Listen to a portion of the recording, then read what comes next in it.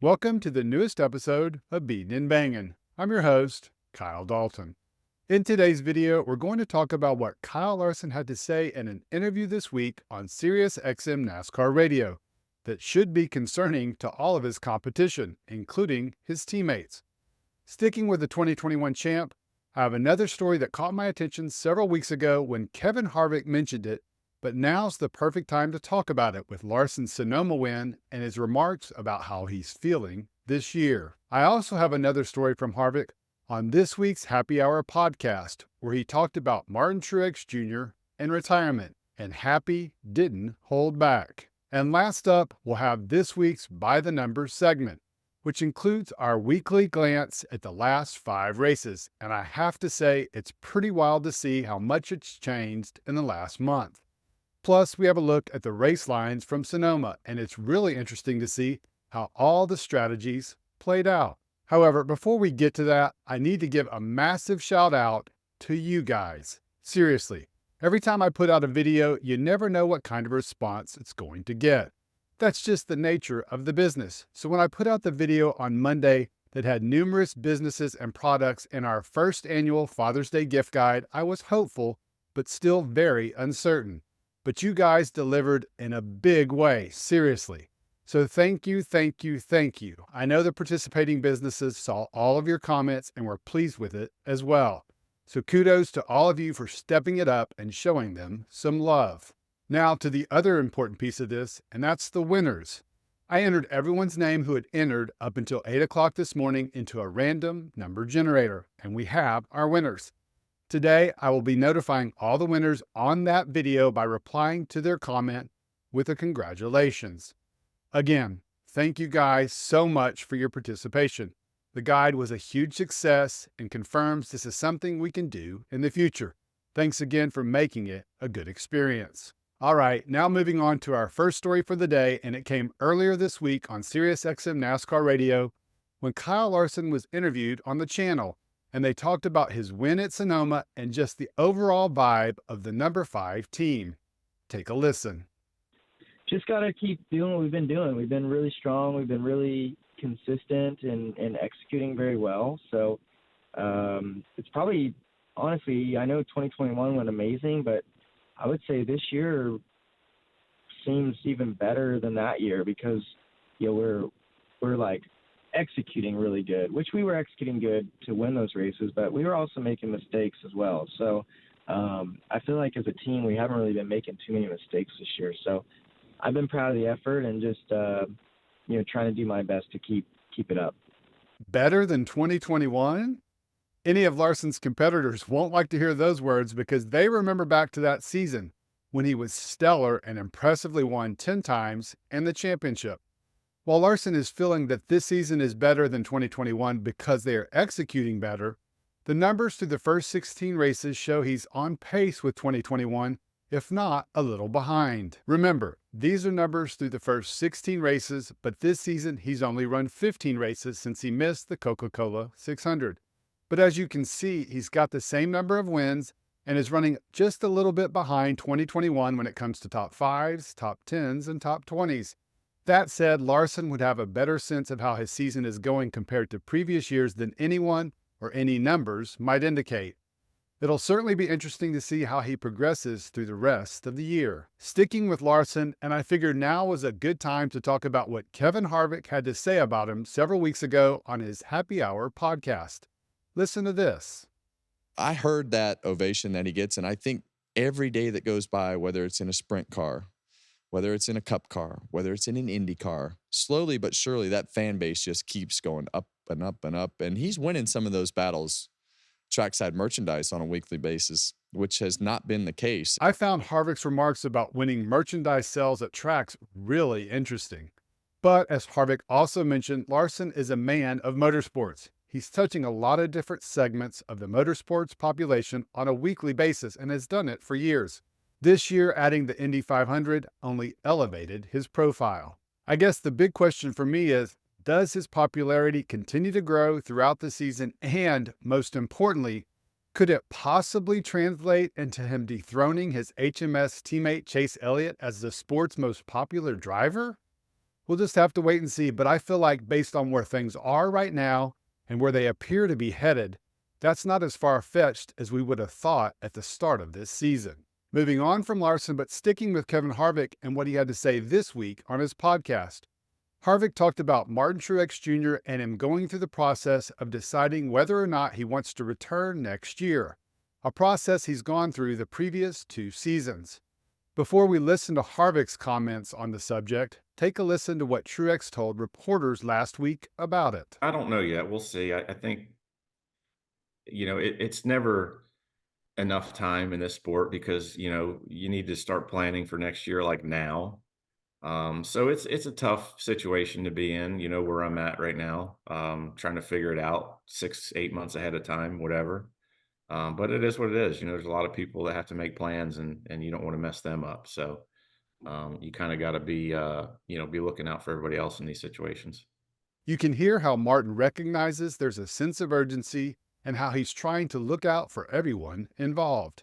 According to Harvick, the entire situation is not good for the number 19 team.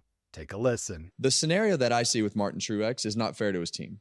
It's not fair to his team guys. It's not fair to his team to just continuously go through these scenarios of whether you're staying or whether you're going, because you can't build anything. Mm-hmm. You can't build to get better. You can't build to do things that it takes to win a championship. And I think those cars are good enough to win a championship. But this is this is a sport of just being committed at the highest level every day. And it's not that Martin isn't committed to doing the things that he's doing, but the uncertainty just doesn't allow you to go through the processes of building on a daily basis because you don't know what's next year. And eventually it's bad for the team. And I think we're at a point where it's bad for the team. You're hearing a lot of rumors about Chase Briscoe going in that 19 car with everything happening at Stewart-Haas Racing.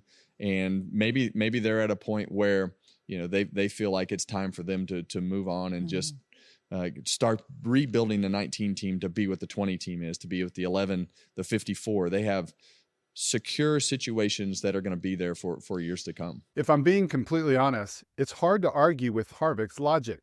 It is a challenge for JGR to plan ahead and look to the future beyond just a single year with Truex's recurring situation. But I think the other thing that got my attention was Harvick mentioning that Chase Briscoe was a possible replacement. You'd think if there's anyone that knows what's going on with the SHR drivers, it's Harvick.